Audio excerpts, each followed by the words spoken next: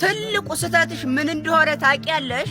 ገና ከመጀመሪያው ስትተዋወቁ የፍቅር ጥያቄ ሲጠይቅሽ ወይ አረን ያልፈልግም እንደዚህ ያለ ነገር አይነካካኝም ከፈልክ ወንድም የትሆናለህ ወንድም ግን እፈልጋለሁ ምናምን ብለሽ ትቢት ታስይዋለሽ። በወንድምነት አይ እችሊ እኔ ወደ ፍቅር ካላስቀየርኳት እኔ እንትና አይደለሁም ብሎ ይፎክራል። አንቺ ግን በወንድምነት እያልሽ ትሰምጫለሽ። እውነቴን ነው። ከመጀመሪያው የምትፈልጊው ሰው ከሆነ እንደ ሴትነትሽ ልሰብበት ብለሽ ውጭ። ልሰብበት ስትይ ደግሞ አስበሽ መልሱን እስከምታሳውቂው ድረስ አታውሪ።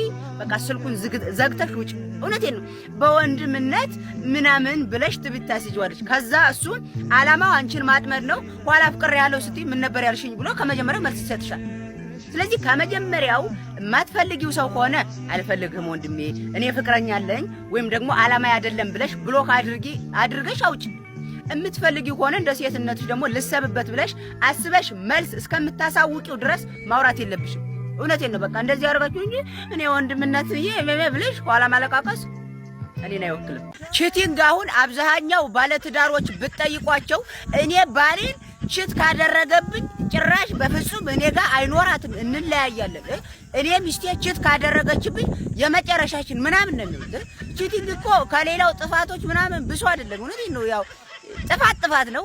ነገር ግን የሚካበድ ነው ሳይሆን ያገላል እንጂ ይረክሳል። ሰው መስሎ አይታይሽም። ባልሽ ወይ ሚስትህ ቆዳ ነው የምትሆነው። ገብቶሻል? አንቺ ጋር ተኝቶ ራሱ የምታስቢው በቃ ያቺ ልጅንም አሁን እንደኔ አቅፏት እንደዚህ እንዴት አርጓት ይሆን እንዴ ምናምን በቃ ይሆና አንቺ ጋር ሆኖ ራሱ የምታስቢው ለአንድ ቀን እሷ ጋር ስለነበረው ቆይታ ነው የምታስቢው። በቃ እሱ እንደኔ እንደዚህ አቅፏት ምናምን እድሜ ልክሽን ወደ አንቺ በመጣ ቁጥር አንቺ ቀጥታ የምታስታውሽው ከሷ ጋር የነበረው ለአንድ ቀን አዳር። ስለዚህ ይሄ ደግሞ የዘላለም ጸጸት ስለሆነ ቺቲንግ ማለት በጣም የመጨረሻ ውሳኔ ነው። ወደዚህ ነው ያለ አንዳንድ ሰው አሁን እኔ ባሪ ቺት ቢያደርግብኝ ምናምን ያለ አሽቃባጩላ ቺት ማለት በጣም መጥፎ ነገር ነው። ማለት መጥፎነቱ ከአይምሮሽ አይወጣ። ሁሌ አንቺ ጋር ሲተኛ በቃ ያቺያቱን እንዲህ አቅፏት ነበር እንዲህ አርጓት ነበር እንዲህ ነው ምናምን እያልሽ በቃ ስዘበርቅ ባልምሽም በወንሽም ነው ስታስብ የምታድሪ። ኢትዮጵያ ስንገባ ከጓደኞቼ ጋር እንደዚህ ዝም ብለን ባንድ ሽክፍ ብለን ከተማ ለከተማ እንደዚህ ቀውለል እያለ በሱሪ ምናምን ነው የምንሄደው ከማለትሽ በፊት ኢትዮጵያ ያለሽ ከጓደኞችሽ ጋር ገና ወደ አረብ ሀገር ሳትመጭ እንደዛ ነበርሽ የሚለውን አስቢ። እንደዛ ከነበርሽ አሁንም ሄደሽ ምናልባት ልትሆኚ ትችያለሽ። እንደዛ ካልነበርሽ ግን ባለትዳር እስካልሆንሽ ድረስ አሁንም ስትሄጂ ከቤተሰብ ቁጥጥር እንደምትገቢ ወቂ። ዝም ብለሽ ስለናፈቁሽ ብቻ ቤተሰቦችሽ ወይም ደግሞ እቺ አረብ ሀገር መጥተሽ 50 ሺህ ወይ 100 ሺህ ስለሸከፍሽ ብቻ ሄደሽ ቤተሰብ ልትይ አይደለም። እኛም ብለን ነበር አይደል? ቀጥታ እንደገባሽ አባትሽ ይስምሻል ለአንድ ሳምንት ናፍቆቱ። ከዛ በኋላ እንደዚህ ውል ላለው አለ ደንደስሽን ይልሻል። እዛው እጅሽን እግርሽ ሰበርበር አድርጎ አስቀምጥሻል። ከጓደኛዬ ጋር እንዲህ ይላል አትበይ። ከዛ በፊት ሐላሌ ከነበርሽ ምናልባት ያው አሁንም ምንም የሚለይ ነገር የለም። ግን ከዛ በፊት እንደዚህ ከቤት ማጥቶጭ ምናምን አሁን ስትሄጂ ለሳምንት ምናልባት ናፍቆት እስከሚወጣ ይችልኝ ለአረብ ሀገር ነው የቆየችው።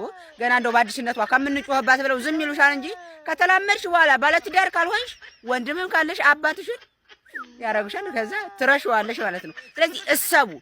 ስለናፈቃችሁ ብቻ ማን የሚቆጣጠራችሁ የሌለ ምናምን እንዳይመስላችሁ። የፊቷን እሳብ ያረጋችሁ አውሩ። ውሻ ታማኝ፣ ርግብ የዋህ፣ አሳ ዝምተኛ፣ ጅብ ስግብግብ፣ ሰው ምንድነው? ሰላም ስግብግብም፣ ሌባም፣ ልክስክስም፣ ምቀኛም፣ የዋህም፣ ነገረኛም ምናምንም ምንድነው? ለማን ላይ ፍጡር ደስ የሚል ኑሮ መኖር ከፈለግሽ በቃ ስልክ መደዋወያ አቁሚና እልም ብለሽ ጥፊ። ደስ ሲል ያለው ሰላም ተውት። በቃ ከፈለገ እንደውም ኦፍ ማድርጉ ስልኩ። ስራችሁን ጭርስ። ከዛ ቲክቶክ እንዳታጠፉ። ምክንያቱም ቲክቶክ ካጠፋችሁ እኔ የምናገረውን ራሱ ልሰሙ አትችሉማ። ስለዚህ በቃ ደስ ያለው ሰላም እናንተ አታውቁትም፣ አልገባችሁም። በቃ ጭነቅደቅ ሲላችሁ ስልክ የሚባል ነገር ሳጥሉ ኦፍ አድርጋችሁ ተኙ። ደሞ ጣሉ በየኋላ ያነ ክልፍልፍ የሆነ ላይ ብላችሁ እንዳመጡ ወደኔ በቃ የሆነ ነገር አድርጉና በቃ ተኙ። እንደ ሴት ልጅ በዚህ ዓለም መከራ የሚበዛበት የለም። አንድ ቀን እያደርን ወደፊት በጨመርነ ቁጥር የሴት ልጅ መከራ በዛው ልክ ነው የሚጨምረው። በዛ ላይ ደግሞ ወንዶች ለምን የማይጨበጥ ተስፋ ትሰጣላችሁ? አብራችሁ የማትሆኑትን እኔና አንቺ አብረን እንደዚህ እንሆናለን ምናምን እያላችሁ ለምን የማይሆን ተስፋ ትሰጣላችሁ? የማትፈልጉ ከሆነ ለምን አንፈልግም በቃ ሂዱ። ከመጀመሪያው ገና ስትቀራረቡ እኔ አልሆንሽም ወይም አትሆኝኝም አትቅረብኝ ለምን አትሉም? ተስፋ እኮ በጣም ከባድ ነገር ነው። ስንት ነገር አልማ ከዛ ላይ ሲጀመር ሴት ልጅ የሆነች ጭንቃታም ናት። ገና ከ14 ዓመቷ ጀምራ ነው እብደት የምትጀምረው። ጭለላ ለምን አትበሉኝ? እኔ ምክንያታቸውን ራሳቸው ነው የሚያውቁት። እኔ እንደሚያብዱ ብቻ ነው የማውቀው። በቃ ከዛ ያነ ተውት። የራሳቸው ተፈጥሮ ነው። በሚችሉት አቅም ይችሉታል። ግን ወንዶች ባካችሁ የማይጨበጥ ተስፋ አትስጡ። አብረን እንትን እንሆናለን እንወልዳለን የኔ ፍቅር እኔ እኮ ያላንቺ ህይወቴ ባዶ ነው ሆዴ ልቤ ምናምን ያለባችሁ ይለቀና የማይሆን ተስፋ አትስጡ። በቃ የማትፈልጉትን ሰው አልፈልግም በሉ ከመጀመሪያው። አንዳንዶቻችሁ ደግሞ ኢትዮጵያ ልሄድ ሳምንት ቀረኝ ዱዓ አድርጉልኝ ጸሎት አድርጉልኝ የስ 2 ቀን ቀረኝ 3 ቀን ቀረኝ እንደዚህ ሻጣዋን እየጎተተ አየር ቤት ገብታ እንደዚህ ምን ልታደርጊ ነው እንደዛ የምትቀብጡ? ቤተሰቦች 2 በጋረዱልኝ ባንቺ ብር መታረዱ አልገባሽም አንቺ ኢትዮጵያ ምን እንደዛ ሄደሽ አፈር እንደምግጭ አታውቂውም እንዴ? መልሰሽ አቧራ ለአቧራ እንደምንከባለ ያታውቂውም እንዴ? ኢትዮጵያ ልሄድ ወይ ከመጣው 7 ዓመቴ 10 ዓመቴ አሁን በ2 ቀን ቤተሰቦች ላገኛችሁ ነው። ወፍ እኮ የላትም ብር ሂዳ እኮ እዚህ 1-2 ቀን እንግድነት ይስሟታል። ያን የሷ ብር የተገዛው አንድ ገንዘብ ይኖራል። ያን ታርዶ ይበላል። ከዛ መልሰሽ ወደ አቧራ ነው የምትንከባለዩ። እዛው በሆነ ዝም ብለሽ አንገትሽን ደፍተሽ ስሪ የሚያወጣሽ ማለት እዛ ሊሄድ ነው እንጂ ቀረኝ ምን ቀረኝ ናፍቆት ስለሆነባችሁ ነው እንጂ ምንም እንዳልያዛችሁ እኮ ታውቁታላችሁ። ግን አዲስ ስለናፈቃችሁ በቃ ብር ምናምን አናትሽ ይብረር። ዝም ብለሽ ስሪ አመዳም። አመንሽም አላመንሽም ወደድሽም ጠላሽም እኔ አይመለከተኝም። ነገር ግን ስልክሽ ላይ ያሉ 99.9% የሚሆኑ ስልክ ቁጥሮች ምንም ጥቅም የላቸውም። እውነቴን ነው። ዝም ብለሽ ናሻችሁ 99.9 የሚጨበርበት ከሆነ አሁንም 9 ልበል። ምንም ጥቅም የላቸውም። ዝም ብለሽ ያሻችሁ። ስለዚህ አጥፏቸው። ጥቅም የሌለ ቃፎ ከከቨሩ አይሻም። ከቨር እውነት በጣም ከቨሩ እውነት ይርጉኝ። ከከቨር ጋር ራሱ አወዳደርኳችሁ። ከቨር በጣም ጥቅም አለው። እውነት ነው። ስልኬን አሁን ከስንት አደጋ ተጠባበቀን ምንም ለምንም እስከ ምናምን የማይጠቅሙ ሰዎች ናቸው። እስከ ምናምን 9% በጣም ብዙ 9.9 ጨምርበት። ግን 9.9 ሲበዛ 100 ይሞላል ብዬ ትቼው ነው እንጂ በጣም ብዙ ነጥብ ምንም አይጠቅሙ። ምንም እስከ ምንም አይጠቅሙ። የምታፈቅሩት ወይም የምትወዱ ሰው ሲያወራ እንዴት አባታችሁ ነው የምታሽቃብጡት? እኔ እኮ በጣም ግርም ብለን ቢለኝ የሆነ የምታፈቅሩት ሰው ማለት የሆነ አይነት ወሬ ካወራ ቢያስቀም ባያስቀም ለምን ካላሰቃ በቃ ዝም በሉ። ለሱ ሞራል ያስቡና ይስቃሉ ማለት ዝም ብሎ እኮ አይደለም ሊያስቅ ዝም ብሎ በቃ የሚረብሽ ወሬ ሆኖ እንኳን ይስቁለታል። ለምን ፍቅር ነው። ከዚህ በላይ ድድብና አለ? እውነቴን ነው። ማፍቀር ከፈለግሽ እንዲያፈቅርሽ ከፈለግሽ አይኑን እንደዚህ በደንብ እዩ። ደግሞ አይኑን እዩ ሲልሽ እስከ አይናርሽ ፍጥጥ በይበታል። አሁንም እንዲያፈቅርሽ ከፈለግሽ በማያስቀው ወሬ ዝም ብለሽ ገልፍጥ ቢቀርስ ቆይ ቢያፈቅርሽ አይኑን ብታዩ ባታዩ ቢቀርስ ብታይ በቃ ባይ ስራሽን ስሪ። ወተት በጊዜ ያልተስተካከለ አመል እየቆየ ማንነት ይሆናል። እውነቴን ነው። በትኩሱ ካልቀየራችሁት ይቆይና ማንነታችሁ ይሆናል። ከዛ እኔ ድሮ እንደዚህ ነበር። እኛ ስለ ድሮው ስለነበር ምን አገባን? ነበር የሚጠቅመው በሰዓቱ ለነበሩ ሰዎች ነው፣ ለኛ አይደለም። እኛ ምን ይሰራ? እኛ ያሁኑ ማንነታችሁን አሁን አዲስ ማንነት ነው የምንፈልገው እንጂ ነበር ድሮ ስለ ድሮ አይመለከተንም። ድሮ በዛው ድሮ ለነበሩ ሰዎች ተውት። እውነቴን ነው። የሆነ እሱ ስም ይሁን ምንቅርቅረም ይሁን መግደልም ይሁን መጨከንም ይሁን ምን አይነትም ምንም ይሁን ብቻ በትኩሱ መተው ካልቻላችሁ ይቆይና ማንነታችሁ ይሆናል። ከዛ በኋላ እኔ አሁን ነው እንጂ እኮ የዛሬ ምናምን ዓመት ስለ ዛሬ ምናምን ዓመት እኛ አይመለከተንም። የዛሬ ምናምን ዓመት የነበሩ ሰዎች እነሱ አድንቀዋችሁም አመስግነዋችሁም አልፈዋል። እኛ አሁን ነው የምንፈልገው። እንዴ የመዳም ቅመም ከሃዲ ናት አፈቅርሃለሁ ስትለኝ ነበር፣ አሁን እንደማታፈቅረኝ አወቅኩ ምናምን አትበል። ምክንያቱም እነሱ ራሱ ምን እንደሆኑ አያውቁትም። በቃ የሆነ ሰዓት ከልባችሁ ነው የምር ያፈቅሩሃል። መጠለያዬ ነው ባሌ ትዳሬ ይሉሃል። ከዛ ደግሞ ምን እንደሆኑ ሳያውቁት ዝም ብለህ ታስጠላችኋለህ። የሆነ ጋኔን ነገር ተመስላችሁና ዝም ይሉሃል። የዛኔ አንተ ስታስመስለው እንጂ አትወደኝም ምናምን ትላለህ። ኖ እሷ ራሷ ምን እየተፈጠረ እንዳለ ምን እየተካሄደ እንዳለ ምናምን በቃ አታውቅም።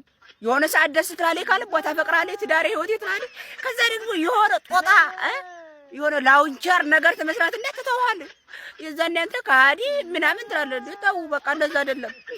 የኔ ጠበላሉ የኔ በሽተኛ ያዟችሁ። ኢትዮጵያ ውስጥ ቁጭ ብላችሁ የእኛን ገንዘብ ኳልኩሌተር በመስራት አይምሯችሁን የምታጨናንቁ ሰዎች እንደ ቆይ ምናችሁ እንደሚያመችሁ ተዋ። በስንት ብታባዙት ነው የዚህን ያክል ኦቨር የምታወጡት? አመት ከምናምን ተቀምጠህማ ይህን ያክል ገንዘብ መኖር አለበት። ኧረ እባካችሁ እንደ ተዋ። መደመር ብቻ ነው እንደምታውቁት፣ መቀነስ ወቁ እንጂ በየወሩ በርበሬ እኮ ተወደደ። እንደው ገበያውም እንትን አለ።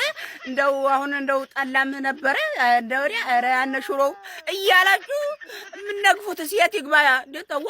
በዛም እንደ ምን መደመር ነው የምትቀነሱ አትታወቅም። ደግሞ እኮ እንዴት እንደሚያባዙት እኔ እኮ አላውቀውም። እዚህ ጋር እኔ አላውቀውም። ይተበቴ ወቄው ወረራ እንደ ተዋ። አልበዛም እንደ አንድ ልጅ ወይም ሁለት ልጅ ከወለዳችሁ በኋላ እኔ ልፈታው ነው ባል እየመታኝ ነው ምናምን የምትሉ ክንታሮቱን ለማለት የት አባትሽ ነው የምትፈቺው? ከመጀመሪያው ተይ አታግቢ አይሆንሽም ስትባይ እኔ የማውቀው ልጁን እናንተ አፈቅረዋል ምናምን ብለሽ ተንጦልጥለሽ ታገቢና ኋላ እየደበደበኝ ነው እየውቃይሽ እንዴ። እንደውም እኔ መጥቼ በገመድ ያስረታለሁ። ደህና አድርጎ ይምታሽ። በቃ የልጁን መኋር የማን ልጅ ልታረጊው ነው? ኋላ ወደዛ አንዱን ወደ ግራ አንዱን ወደ ቀኝ ማን አባትሽ ሊያሳድግልሽ ነው? አረ ስነ ስርዓት ያዙ። ከመጀመሪያ ወይ አታግቡ ተው ሲላችሁ ቤተሰብ ረጋ በሉ። ቤተሰብ ያመጣውን ዘሩን ማንዘሩን እንዴት ነው ጸባዩ የሚለውን ቆጥሮ ያመጣውን እናንተ አግቡ። ዝም ብለሽ የመንገድ ወንበር የታገቢና አንድ እንዴ ካረገ በኋላ ደበደበኝ፣ ወገቤን አሰረኝ፣ ቆለፈኝ። እሰይ ደግ አረገ። ገርል ፍሬንድ ቦይ ፍሬንድ ምናምን ብሎ እድሜ ልኳን እንደ ሎሚ ምጥጥ አድርጎ ይጨርስና ኋላ እንጋባኝ ስትለው አይ እኔ እኮ ምናምን እኔ ወደ እምነቷ ከረር ያደረገች ሴት ነው የምፈልገው ማለት የሰው ህይወት እንደዚህ አድርገህ እንደ ቡና ጠጥተህ ወደ ሃይማኖቷ ያከረረኝ ምናምን። እሷም እኮ አክራሪ ነበር፣ አንተ በላሃት እንጂ እኮ እሷ በጣም ምርጥ አክራሪ ነበር። እውነቴን ነው። እንደዚህ አትለፋገጉ። የማታገቧትን ሴት አበላሽታችሁ እኔ ወደ ሃይማኖቷ እሷማ ሊያገባት ነው እንዴ? ሁሉም እኮ ወደ ሃይማኖቷ ከረር ያደረገች ነው የሚፈልገው። ወደ ሃይማኖቷ ያጠበቀች ከፈለክ አንተም የሌላ ሰው እንትና አታላላ። ምንድን ነው እዚህ ሚዲያ ላይ ምናምንም አሁን ሰምታችሁ ከሆነ ወንድ ልጅ አክብሪው ብቻ፣ ወንድ ልጅ በክብሩ አይደራደርም፣ ለወንድ ልጅ ክብር ብቻ ስጩ ምናምን ይባላል። ኦፍ ኮርስ ያው አክብሪው፣ ነገር ግን የምታከብሪው የሚከበር ካራክተር ካለው ነው፣ የሚከበር አይነት ጸባይ ካለው ነው ታከብሪው የምትችይው። እሱ ብቻ አይደለም አንቺም የሚከበር ጸባይ ካለሽ ትከበሪያለሽ እንጂ ዝም ብሎ ከጭቃ ተዘፍቆ ይዋለ ወንድ ልጅ ክብር ነው የሚወደው የሚባል ታሪክ የለም። በቃ የሚከበር አይነት ሰው ከሆነ ይከበራል። ዝም ብሎ እንዴት ነው ተደሽቆ ይዋለ ወንድ ልጅ በክብሩ አይደራደርም? ክብር ካለው እኮ ነው መጀመሪያ በክብሩ አይደራደርም የሚባለው። አሁን በቃ ሁሉም እቺን ቃላት ያዘን። ወንድ ልጅ እንዲከበር ይፈልጋል፣ ወንድ ልጅ እንድታከብሩ ይፈልጋል። ይፈልጋል፣ ግን ደግሞ የሚከበር አይነት ጸባይ ሲኖረው ነው ወደሽ ሳይሆን በግድሽ የምታከብሪው። ያው የምታከብሪው በውድ ነው፣ ነገር ግን የሚከበር አይነት ካራክተር ካለው በግድም ታከብሪዋለሽ። የትም መድረሻ የለሽም እንጂ ዝም ብሎ ወንድ ልጅ በክብሩ አትበሉ። ከየትም ጋር ተዘፍቆ ተጨምልቆ የሚመጣው ጋር ማለት እናቱ ከውጭ ወጥታ ቆማ አይዞህ እያለ ሽንቱን ስታሸናው የነበረ ሁላ እኮ ነው አሁን እዚህ መጥቶ የእህቶቻችሁን ህይወት በጥበጥ ያደረገው። እውነቴን ነው። አሁን ሁላችሁ ሴቶኝ ወንዶኝ አይመለከተኝ። ማታ ዝም ብላችሁ ጊዜ ማሳለፊያ መደበሪያ እያላችሁ የምታወሩት ሰው አለ። ለምን አትተውትም? በሱ ህይወት እኮ ነው የምትደበሩት። እውነቴን ነው። ይሄ እኮ ነፍስ ከማጥፋት አይተናነስም። ያነኛው ሰው ወይም ደግሞ ያችኛይቱ ልጅ ከልቧ ከሆነ የምታወራ ነፍስ ማጥፋት ብለው ነገ አንተ ጥራ ስትሄድ ሲጥለትል ትችላለች። የዛኔ በራሷ ነው እንጂ ምናምን። አሁን ላይ ጊዜ ማሳለፊያ የምትሉት የሰው ጊዜ ነው የምታቃጥሉት። እውነቴን ነው። ተው በቃ ማትፈልጉ ከፈለጋችሁት እኮ በቃ ፈለጋችሁት ነው። ሲጀመር ፍቅር ቢቀርስ ባይፈቀር አይ ካላችሁ ደግሞ ቢያንስ የምትፈልጉትን አካል አውሩ። አይ ከመጣ ይቀርማ ልደበርበት። ምንድነው የምትደበርባት? እሷ የህይወት መደበሪያ የራሷ አእምሮ ራሱ ተደብሮባት የት እንደምትተነፍስ ጨንቋት ነው። ያሳለፈችውን የህይወቷ ሙሉ ታሪክ ስትነግርህ እንደምትክሳት እርግጠኛ ነበረች። እውነቴን ነው። ግን አንድም ቀን በክህደት ይሆናል ብላ አስባተው። አየሽ፣ በህይወትሽ ገና የሚጠጉ ሰዎች ስላንቺ ሙሉ ነገር ማወቅ የለባችሁም። ባልሽ እንዲሆን ተመኘሽው እንጂ ባልሽ አይደለም። የልጆች አባት ይሆናል ብለሽ ተመኘሽ እንጂ ገና አልሆነም። ስለዚህ በፍቅር ስትኖሩ ያ አፍቃሪውም ተፈቃሪውም ተብዬ ሰው ስለናንተ ሙሉ ነገር ማወቅ የለበትም። ጎዶሎ መሆን አለበት። ከእጅሽ ሲገባ ነው ሙሉ መሆን ያለበት። እናንተ እኮ ገና ሲመጣ ከኋላ እስከ የተወለዳችሁበትን ጀምራችሁ እስከ ምኞታችሁ መጨረሻ ትነግሩታላችሁ። ከዛ እንደዚህ በጥብጧችሁ ፈንግሏችሁ ይሄዳል። ይሄ ደግሞ ማድረግ የለባችሁ። አይደለም ፍቅርት ምናምን ሲጀመር በፍቅር ድብቅ መሆን አለብሽ። በራስሽ የምትመኙንና ያሳለፍሽውን ነገር ካንቺና ከፈጣሪሽ ውጭ ሌላ ማንም ሊያውቀው አይገባም። እሺ እንደምኪስሽ እርግጠኛ ነበርሽ፣ ግን በክህደት ይሆናል ብለሽ አንድም ቀን አስበሽም አልመሽም አታውቂ። ይሄ ነው ጥፋትሽ። ዝም ብላችሁ ቀድማችሁ አንድ ቀን ስላወራችሁ ብቻ አትስገብገቡ። ላይሆን ይችላል የሚለውን ነገር ሰው ርካሽ ሆነሽ እኮ አይደለም አንቺን በማይመጥንሽ ሚዛን ስለተመዘንሽ ብቻ ነው ርካሽ እንደሆንሽ አድርገው የሚነግሩሽ። እውነቴን ነው። አንድ ሰው እንደዚህ ነሽ ስላለሽ አንቺ ወደ አይምሮሽ አታስገቢው ነኝ እንዴ አትበይ። ሌላ ለራስሽ ከፍ አድርጎ ትልቅ ወርቅ የሚያደርግሽ የራስሽ መመዘኛለሽ። ያንን ማወቅ ያለብሽ። ዝም ብላችሁ ሴቶች እንትን ነው ምን ሆናችሁ አንድ ውድ ዕቃ እውነቴን ነው ዝም ብለው መንገድ ዳር የሆነ ሰው እንካ ግዛኝ ብትዩ አይ ተበላሽቷል ይሄ ነገር ብሎ አይገዛሽ። ከቦታው ከሆነ ግን በራሱ ነው አንቺ ጠይቀሽው ሳይሆን በራሱ መጥቶ ነው የሚገዛሽ። መንገድ ዳር ከሆነ ግን እንዴ እንደው አዲስ ቢሆንም እኮ ይሄማ የሆነ ችግር ኑሮበት ነው እንጂ ዝም ብሎ አምጥቶም አይሸጥልኝም ይላል። አንቺም ከቦታሽ ከተቀመጥሽ የትኛውም ሰው ፈልጎ ነው የሚወስድሽ። አንቺ ፈልግሽ እኮ አይደለም ፈልጎ ይወስድሻል። ያለ ቦታሽ ከሆነሽ ግን ወርቅ እንኳን ብትሆኚ ጥርጣሬ ስለሚገባባቸው ማንም አይወስድሽም። እንዲቅ እያለሽ ነው የሚያልፉ። እውነቴን ነው። ስለዚህ ቦታሽን ወቂ አለቀ። ቦታሽን ካወቅሽ የትኛውም ቦታ ላይ ትከበሪያለሽ።